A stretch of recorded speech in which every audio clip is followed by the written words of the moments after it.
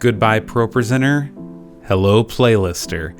It's solving a lot of problems and it's really our kids ministry's new favorite piece of technology. And let me explain to you how it might be a lifesaver and a time saver for your church.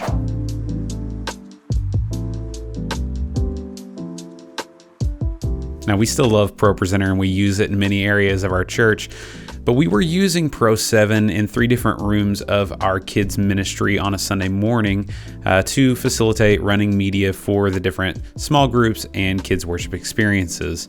But recently, with the switch to Orange curriculum, our kids minister, my wife, was feeling the frustration of constantly syncing different ProPresenter machines and having to actually go get laptops and upload the clips to the different playlists and then have kids run them.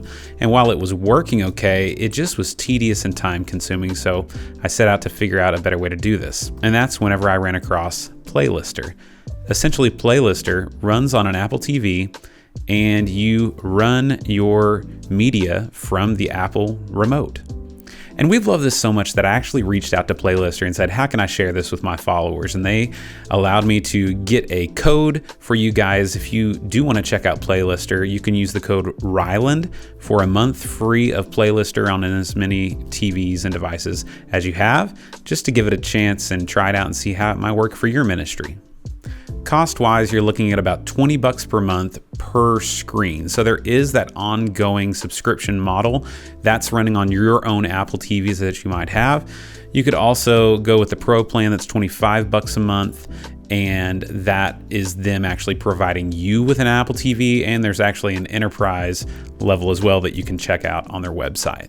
So why is it worth that much money? It's because of the Orange curriculum integration. You see, our kids ministry uses Orange curriculum, and maybe your student ministry does as well. Well, it's great because Playlister automatically populates playlists based on the curriculum automatically, and you can go in and just make it send to your screens and you're good to go. You don't even have to customize it.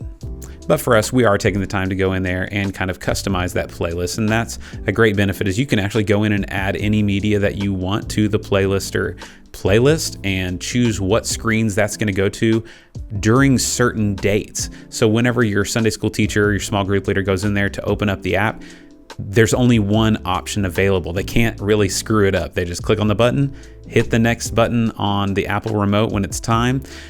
One thing I love is that you can actually go into each media item and tell it whether you want it to stop at the end, if you want it to loop at the end, or if you want it to proceed on to the next piece of media automatically, which is really handy. They even provide options for you to go in to each media, if it's a video, and set different start in and out points. So there is some flexibility and customizations there.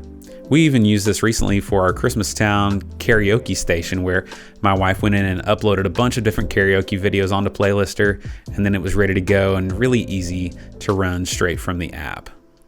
And you don't have to limit this to just maybe Orange curriculum usage in a kids ministry environment. You can use whatever you want with this. It's essentially a web-based player that's integrating on the Apple TV app. So maybe you have a connection class or a next steps class that happens every Sunday.